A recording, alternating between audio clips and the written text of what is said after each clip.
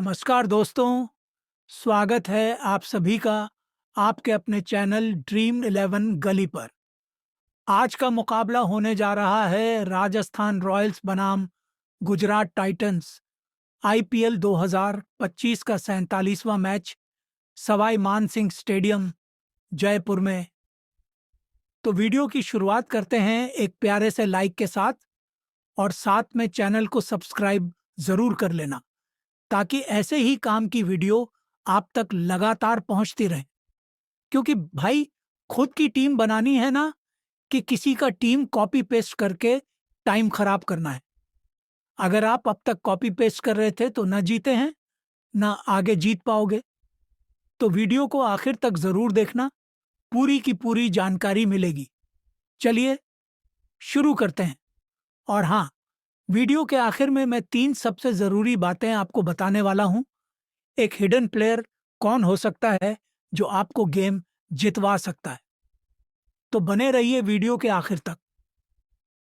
सबसे पहले पिछले 2 साल के आंकड़े देखते हैं। यहाँ 7 मैच खेले गए हैं, जिसमें से 4 बार चेजिंग टीम ने जीत दर्ज की है। यानी हल्का सा बायस चेस करने वाली टीम के पक्ष में है। तो टॉस का असर आज के मैच में देखने को जरूर मिल सकता है। आई होप कि अब तक आपने वीडियो को लाइक कर दिया होगा। चलिए अब कब अगले सेगमेंट में बढ़ते हैं। तो दोस्तों, अगर इस मैच की बात करें तो एक चीज आपको साफ दिखाई दे रही होगी, दोनों टीमों का फॉर्म एकदम अलग दिशा में जा रहा है। गुजरात टाइटंस का सीजन अभी तक शानदार चल रहा है, वहीं राजस्थान रॉयल्स का सीजन मुश्किलों से भरा पड़ा है। जो मैच वो जीत सकते थे वो भी हार रहे हैं और अब उन्हें कुछ बड़ा बदलाव करना पड़ेगा। देखते हैं अपने home ground Sawai Mansingh stadium में आज वो क्या कर पाते हैं। अब सबसे बड़ी खबर, संजू सैमसन शायद फिट नहीं है और आज के मैच में उपलब्ध नहीं होंगे। इसका मतलब है कि कप्तानी करेंगे रियान पराग। अब जरा ध्यान दीजिए, पिछले 2 मैचों में कुछ खिलाड़ी उभर कर सामने आए हैं। राजस्थान रॉयल्स की तरफ से यशस्वी जायसवाल ने एक मैच में 74 रन और एक मैच में 75 रन बनाए थे और रियान पराग ने 39 और 30 रन की 2 शानदार पारियां खेली थीं। तो इन दोनों खिलाड़ियों पर आज भी नजर रखना बहुत जरूरी है। नीतीश राणा और ध्रुव जोरेल ने एक एक अच्छी इनिंग्स खेली है। नीतीश राणा ने भी ठीक ठाक बल्लेबाजी की। रियान पराग, जो फिलहाल टीम की कप्तानी भी कर रहे हैं, उन्होंने पिछले मैच में 3 ओवर भी कराए और डिसेंट खेलते हुए नजर आए। लेकिन भाई, एक चीज दिखी, जैसे ही कप्तानी आई थोड़ा सा इनका लोअर मिडल ऑर्डर गड़बड़ा गया। शिमरन हेटमायर से जो एक्सपेक्टेशन थी, जिसके लिए उनको रिटेन किया गया था, वो पूरा होता नहीं दिख रहा। शुभम दुबे ने जरूर एक अच्छी इनिंग खेली, लेकिन उसके बाद कोई खास योगदान नहीं रहा। वैभव सूर्यवंशी ने आते ही दिखाया कि क्यों उनको हाईली रेट किया जा रहा था। पहली ही बॉल पर चौका मारा था, सबने देखा होगा, और उसके बाद भी डिसेंट बैटिंग की। लेकिन भाई, जब आप पूरी टीम की बैटिंग लाइनअप देखोगे ना, तो एक चीज बहुत इंटरेस्टिंग दिखती है। जरा ध्यान से सुनना।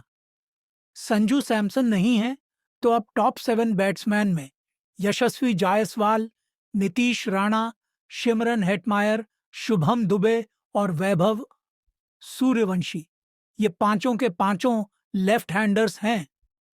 अब इतने सारे लेफ्ट हैंडर्स टॉप में हों तो एक्सप्लॉइट किया जा सकता है भाई। और इसी चीज पर मैं आपको धीरे धीरे ले जा रहा था। बहुत इंपॉर्टेंट रोल रहेगा एक खास प्लेयर का, अगर पिच ने थोड़ा भी साथ दिया।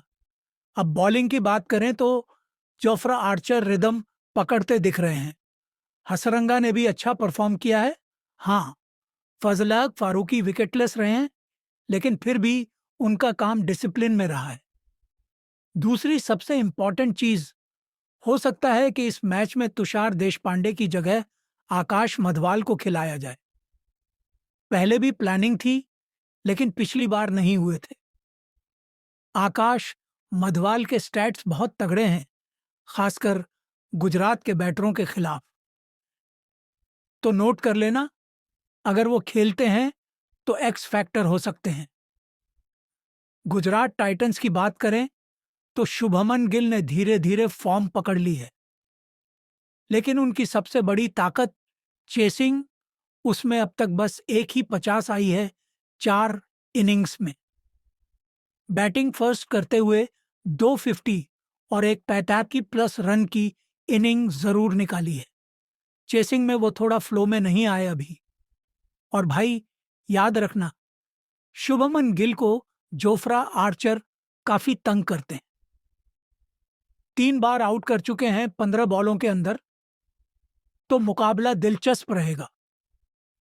साथ में साई सुदर्शन भी बहुत कंसिस्टेंट हो गए हैं, बैटिंग फर्स्ट और सेकंड दोनों में अच्छा कर रहे हैं। शेफन रदरफोर्ड, ये बंदा भी सेकंड इनिंग्स में अच्छा कर रहा है, तो फिनिशिंग का काम बढ़िया संभाल रहे हैं। ये सारी चीजें ग्रैंड लीग्स में आपकी टीम डिफरेंशिएट करवा सकती हैं। अब सबसे जरूरी बात, गुजरात की बॉलिंग भी काफी तगड़ी है। साई किशोर बॉलिंग फर्स्ट में लगातार विकेट निकाल रहे हैं। राशिद खान धीरे धीरे रिदम में आ रहे हैं। प्रसिद्ध कृष्णा भी फर्स्ट बॉलिंग में शानदार कर रहे हैं। और अब बात उस प्लेयर की जो राजस्थान के इतने सारे लेफ्ट हैंडर्स के खिलाफ सबसे बड़ा गेम चेंजर बन सकता है, वो हैं वॉशिंगटन सुंदर। जी हाँ, वॉशिंगटन सुंदर आज अगर प्लेइंग 11 में आते हैं और पिच थोड़ी भी मदद करती है, तो भाई वो तबाही मचा सकते हैं इन पांचों लेफ्ट हैंडर्स के खिलाफ। तो भाइयों, अब आते हैं सबसे जरूरी पार्ट पे, वेन्यू एनालिसिस। देखो भाई, मैच हो रहा है जयपुर में सवाई मानसिंह स्टेडियम में। अब यहाँ का रिकॉर्ड सुनोगे ना तो दिमाग की दही हो जाएगी मजे मजे में। चेजिंग साइड का तो जैसे राज ही है यहाँ। 57% से लेकर 84% तक चेजिंग का फेवर है भाई। मतलब अगर टॉस जीता और चेजिंग का मौका मिला तो खेल बन सकता है। अब अगर राजस्थान रॉयल्स की बात करें, इनका खुद का इस ग्राउंड पे 41% का विनिंग रेट है। मतलब अच्छा खासा खेलते हैं ये अपने होम ग्राउंड पे। लेकिन भाई गुजरात भी कम नहीं है। गुजरात टाइटंस ने इस मैदान पे 2 मैच खेले हैं और दोनों बार राजस्थान को हराया है। जी हाँ, एक भी हार नहीं है इनका यहाँ। कमाल का परफॉर्मेंस दिया है भाई। अब आरआर के प्लेयर्स तो आपको पता ही होंगे। जायसवाल और रियान पराग इस वेन्यू पर गजब खेलते हैं। लेकिन भाई एक और नाम है जो जबरदस्त परफॉर्म करता है, और वो है नीतीश राणा। 4 इनिंग्स में 118 का एवरेज है इस मैदान पे। भाई साहब, मतलब राणा जी को तो जयपुर में बैटिंग करना बहुत पसंद है। अब अगर बॉलिंग पर ध्यान दें तो तुषार देशपांडे का स्ट्राइक रेट अच्छा है इस वेन्यू पर, लेकिन शायद वो ना खेलें। बाकी के बॉलर्स का स्ट्राइक रेट बहुत खास नहीं है। गुजरात के लिए जो बढ़िया बात है वो ये कि जोस बटलर इस मैदान के बीस्ट है। भाई 20 मैच खेले हैं यहाँ और 45 का एवरेज है। इतने मैचेस के बाद भी 45 का एवरेज रखना बहुत बड़ी बात है। शुभमन गिल की बात करें तो भाई उन्होंने भी 6 मैच बाद 49 का एवरेज निकाला है। मतलब उनका रिकॉर्ड भी तगड़ा है। बॉलिंग की तरफ अगर देखें तो राशिद खान का स्ट्राइक रेट 16 का है इस वेन्यू पर, जो कि किसी भी राजस्थान के बॉलर से बेहतर है अगर तुषार देशपांडे को हटा दें तो। अब पिछले कुछ मैचेस के ट्रेंड्स देखें तो लखनऊ सुपर जायंट्स ने 180 डिफेंड किया था सिर्फ 2 रन से। उससे पहले डे नाइट गेम में आरसीबी ने चेज कर लिया था। मतलब चेजिंग थोड़ा फेवर में रहा है। 2024 के रिकॉर्ड्स भी चेजिंग फ्रेंडली रहे हैं।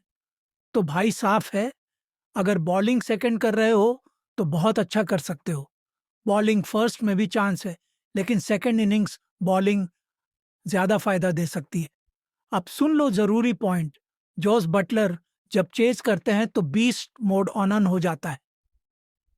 शुभमन गिल को चेजिंग के टाइम पर ड्रॉप नहीं करना भाई बहुत जरूरी पिक है। साई सुदर्शन भी मस्त पिक है भाई। बाकी अगर बैटिंग फर्स्ट हो रही हो तो पराग जी, राणा जी और जायसवाल, ये तीनों ने इस ग्राउंड पर अच्छा किया है और बैटिंग फर्स्ट में इनका रिकॉर्ड और भी बढ़िया है। तो भाई अब बात करते हैं सबसे मजेदार सेगमेंट पावर प्ले स्टडी की। लेकिन उससे पहले थोड़ा सा शुरुआत पे नजर डालते हैं। देखो भाई, पिछली बार आर्चर फारूकी ने बॉलिंग की शुरुआत की थी, लेकिन मेरे हिसाब से इस मैच में फारूकी नहीं खेलेंगे। तीक्ष्णा वापस आएंगे और वही पारी की शुरुआत करेंगे। और सही भी रहेगा, क्योंकि गुजरात के बल्लेबाजों के खिलाफ तीक्ष्णा से ही ओपन कराना बेहतर रहेगा। अगर तीक्ष्णा नहीं खेलते तो फिर भाई शांति से संदीप शर्मा से ओपन कराना चाहिए। स्विंग से विकेट निकाल लेंगे भाई। गुजरात की तरफ से सिराज पहला ओवर फेंक रहे हैं। सेकंड ओवर कोई हर्षद या ईशान करेगा, जो भी खेल रहा हो। फिर प्रसिद्ध कृष्णा आते हैं और फिर घूमते फिरते बॉलिंग चालू रहती है। अब डेथ ओवर्स की बात करें तो राजस्थान की तरफ से आखिरी 4 ओवर्स में संदीप शर्मा के 2 ओवर फिक्स हैं। आर्चर का 1 ओवर और फिर जो भी एक्स्ट्रा बॉलर होगा, चाहे वो आकाश मधवाल हो या कोई और, उसका 1 ओवर डलवाते हैं। मतलब डेथ ओवर्स का मुख्य जिम्मा संदीप और आर्चर के कंधों पर रहेगा। सामने गुजरात की टीम में सिराज और प्रसिद्ध कृष्णा डेथ के मेन बॉलर हैं। लेकिन थोड़ा सरप्राइजिंग यह है कि साई किशोर को भी कई बार 20वां ओवर डालने को दिया गया है। 3 बार साई किशोर 20वां ओवर कर चुके हैं। पहले ये रोल राशिद खान का था, 17वां या 18वां ओवर डालने का। अभी भी राशिद को 2 बार वो ओवर मिले हैं, लेकिन किशोर को भी मौका मिल रहा है। अब आते हैं असली धमाका पे, पावर प्ले स्टडी। देखो भाई, बहुत ही मजेदार चीज निकली है यहां से। अगर आप फर्स्ट इनिंग्स देखो तो एवरेज स्कोर 80, लेकिन सेकंड इनिंग्स में सिर्फ 47। अब 50 नाइट मैचेस के डेटा हैं। अगर आप आखिरी 10 नाइट T20 मैचेस का डेटा उठाओ तो भी यही पैटर्न दिखेगा। पहली इनिंग में विकेट गिरने के चांस ज्यादा हैं, लेकिन सेकंड इनिंग में चेजिंग साइड का एक ओपनर टिक जाता है। 2024 में भी ट्रेंड यही चला था। 2025 आईपीएल में भी यही हुआ है भाई। 2 नाइट मैचेस में चेजिंग साइड का कोई विकेट नहीं गिरा पावर प्ले में। अब समझो इस स्टडी का मतलब क्या है। ये कह रही है कि भले ही हर बार सही ना बैठे, लेकिन अगर आप 10 मैच में इसे फॉलो करोगे तो 7 से 8 मैच जीत जाओगे। अब सुनो गेम प्लान। 1 या 2 ओपनर को फर्स्ट बैटिंग और सेकंड बैटिंग मिला के कैप्टन जरूर बनाना है। अगर ग्रैंड लीग खेल रहे हो तो 4-4 कप्तान बनाओ, रोटेट करके। अगर सूर्यवंशी को कैप्टन नहीं बनाना चाहते तो जायसवाल को बना लो जब वो चेज कर रहे हों। जायसवाल ने भी चेज करते हुए 2 बार 50+ बना रखे हैं इस मैदान पे। दूसरी तरफ शुभमन गिल और साई सुदर्शन दोनों भी कप्तानी लायक हैं, क्योंकि पावर प्ले स्टडी साफ कह रही है ओपनर्स को खासकर चेज करते वक्त कोई दिक्कत नहीं होती। टिकते हैं, रन बनाते हैं और गेम बदलते हैं। तो अब भाई बात करते हैं हेड टू हेड रिकॉर्ड की। देखो, बड़ा हेड टू हेड तो है नहीं, सीधा सीधा जीटी ने धागे खोल रखे हैं भाई। 6-1 से आगे हैं। राजस्थान रॉयल्स एक ही मैच जीत पाई है अब तक। आखिरी 5 मैचों में से 4 जीते हैं जीटी ने। और खास बात, अपने घर में ही नहीं, यहाँ इस वेन्यू पर भी 2 मैच खेले हैं और दोनों में हराया है। अगर टूर्नामेंट ओवरऑल देखो तो जब हेड टू हेड एक मैच हुआ था, उससे पहले भी देखा जाए तो संजू सैमसन सबसे अच्छे बैटर थे। पिछले मैच में भी संजू ने रन बनाए थे। अब सामने से भी धमाकेदार बैटिंग हुई थी। शुभमन गिल और जोस बटलर। लेकिन ध्यान रहे, जोस बटलर का रिकॉर्ड आरआर के लिए है, तो इसको बहुत ज्यादा वेटेज मत देना। लास्ट मैच में क्या हुआ था भाई? जीटी ने 58 रन से मैच जीता था। 217 रन बना डाले थे पहले बैटिंग करते हुए, और उससे पहले के चारों मैचेस चेसिंग साइड ने जीते थे। मतलब 4 में से 4 चेसर्स जीते हैं। जब बैटिंग फर्स्ट जीते हैं तो भी 200 प्लस बनाना पड़ा है। अब अगर संजू सैमसन खेलते हैं तो ध्यान रखना, लेकिन न्यूज कह रही है कि शायद वो ना खेले। जायसवाल का भी यहां वेन्यू पे अच्छा रिकॉर्ड है, लेकिन जीटी के अगेंस्ट थोड़ा स्ट्रगल किया है। 7 इनिंग्स हो गई हैं और एक भी बार 30 रन पार नहीं कर पाए हैं भाई। रियान पराग का डिसेंट परफॉर्मेंस रहा है, एक 76 रन की इनिंग्स है। बाकी कन्वर्शन उतना जबरदस्त नहीं रहा। थोड़ी जल्दबाजी करते हैं। बॉलिंग में संदीप ने जब बॉलिंग फर्स्ट की है तो कभी भी विकेटलेस नहीं रहे। तीशाना ने भी पिछले मैच में विकेट लिए थे। अब गुजरात के बैटर्स पे नजर डालो। चेज करते वक्त शुभमन गिल का कमाल है। 45, 36, 72, 35 के स्कोर, और एक बार नॉट आउट भी रहे हैं। बैटिंग फर्स्ट में भी 45 रन बना चुके हैं। जोस बटलर का रिकॉर्ड जो आरआर के लिए है वो ज्यादा मायने नहीं रखता, लेकिन साई सुदर्शन का रिकॉर्ड धीरे जबरदस्त है। 20, 35 और फिर 62। किसी बॉलर के अगेंस्ट खास ट्रबल नहीं दिखी है। बॉलिंग में आर साई किशोर को देखो, 3 मैच खेले, तीनों में विकेट। राशिद खान भी डिसेंट रहे हैं। प्रसिद्ध कृष्णा ने भी ठीक ठाक बॉलिंग कराई है। अब शॉट में प्लेयर एनालिसिस करो। संजू सैमसन बेस्ट बैटर थे, लेकिन शायद ना खेले। यशस्वी जायसवाल जीटी के खिलाफ 30 पार नहीं कर पाए। शिमरन हेटमायर चेजिंग में जबरदस्त, 56 रन 26 बॉल, 52 रन 32 बॉल और 29 रन 17 गेंद। लेकिन ओवरऑल वेन्यू पर बहुत शानदार रिकॉर्ड नहीं है। शुभमन गिल चेजिंग में शानदार form. Sai Sudharsan stable batter, कोई बड़ी कमजोरी नहीं। अरसाई किशोर विकेट्स मिल रहे हैं।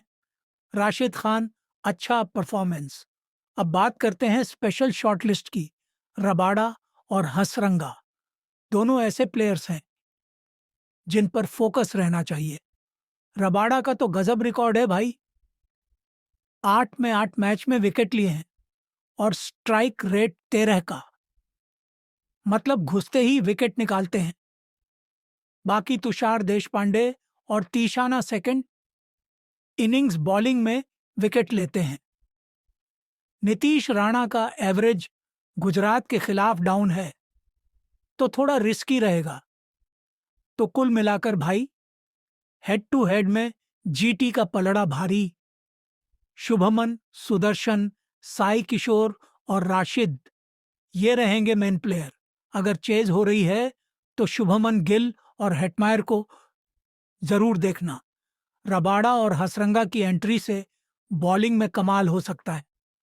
अब आते हैं उन प्लेयर बैटल्स पे जो बहुत कुछ साफ कर देंगे। अभी तक आपने देखा कि वेन्यू पर क्या हुआ, टूर्नामेंट में किसका परफॉर्मेंस कैसा रहा और हेड टू हेड में किसने क्या किया। यहां से आपके दिमाग में कुछ कॉमन प्लेयर्स बनने लगे होंगे कि इनको कप्तान बनाऊं, इनको टीम में रखूं। लेकिन अब सब कुछ बिल्कुल क्लियर हो जाएगा। तो चलिए देखते हैं यशस्वी जायसवाल क्यों स्ट्रगल करते हैं। पिछली बार राशिद खान ने आउट किया था, उससे पहले रबाडा कर चुके थे, जो अब खेल नहीं रहे। राशिद थोड़ा नीचे आएंगे। ईशांत शर्मा शुरुआत करेंगे। सिराज को यशस्वी ने अच्छा खेला है, तो शुरुआत में थोड़ा संभलना पड़ेगा। अरशद शायद न खेलें, तो ईशांत और सिराज ही होंगे जिनसे यशस्वी को निपटना पड़ेगा। वैसे अगर आप सोचो रबाडा और अरशद नहीं है तो उतना बड़ा खतरा नहीं है। बस ध्यान ये रखना है कि इस टीम के खिलाफ रन बन नहीं रहे थे पहले, तो माइंडसेट में थोड़ा प्रेशर रहेगा।